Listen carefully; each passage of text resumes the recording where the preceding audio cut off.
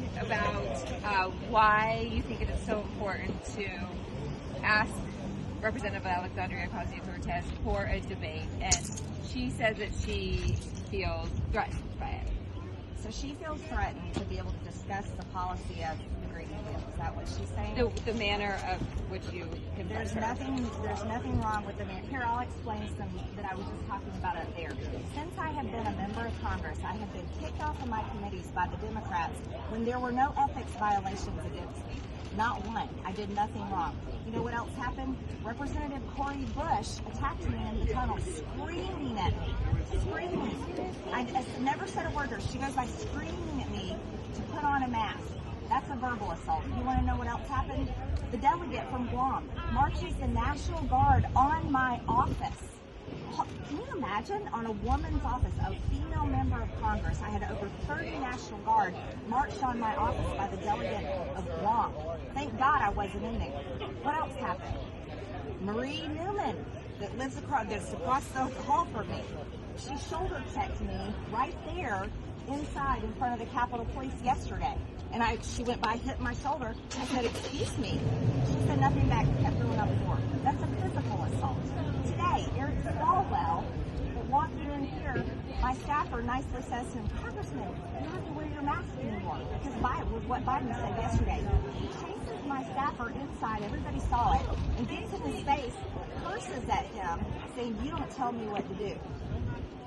The Democrats are the party of aggression and violence. We have AOC, Ilhan Omar, Rashida Tlaib, publicly and on their social media and speaking on the House floor, supporting Hamas, terrorists who are attacking Israel with rocket fire after rocket fire, and they're supporting the terrorists. They're also supporting Antifa and BLM terrorism all over the country. And then I get harassed by the press every single day about January 6th, and I've said the entire time, literally starting on that day during the riot, how much I'm upset by it, how much I'm against it, and how appalled at it that I am. I was a victim of it as well. So if we want to talk about assault, if we want to talk about aggressive behavior, we need to be interviewing the Democrats. And AOC should be able to debate her policy because I'm a successful business owner. She's never done that. I know for a fact what socialism will do to our country. The American people know it. The American people want to see a debate about the Green New Deal, which is written into all of these garbage bills that we have to vote on every single day. So we do talk to Democrats. We'll put that aside. We talk to them all the time and ask them similar questions. But for you today, do you think that a constant confrontation with these members of Congress, which is really something that we really haven't seen in Congress in a very long time, does anything need to change? No. You want to know what you haven't seen in a long time? You haven't seen a member of Congress willing to hold people accountable for the actions that they're committing. You see members of Congress, like Democrats, constantly getting away with things. Why don't you ask Nancy Pelosi why she denied 10,000 National Guard troops to be here on January 6th, when after January 5th, there were 2 pipe bombs found at the RNC and the DNC. That's a good question. That's accountability. See, there's nothing wrong with me pushing things out there, asking questions, pushing for debate. That's exactly what I should be doing to represent my district. Congressman, you had one conversation with Ocasio-Cortez on the floor that was, from what I understand, relatively simple. What did that entail? That was me asking her to debate the Green New Deal. And you know what she said? She said, "This is where we debate," the chamber. And she said, "and on C-SPAN." And I said, "Great, we'll debate it in here and I'll set it up." And that was it? That was basically it.